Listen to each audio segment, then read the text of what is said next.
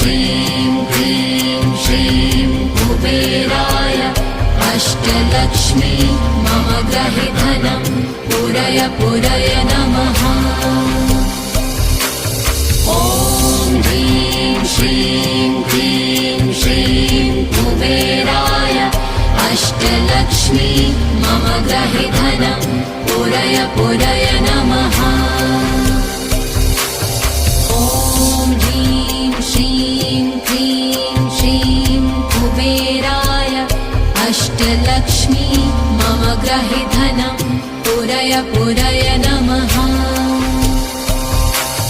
ॐ ह्रीं श्रीं क्लीं श्रीं कुबेराय अष्टलक्ष्मी मम गृहे धनं पूरय पूरय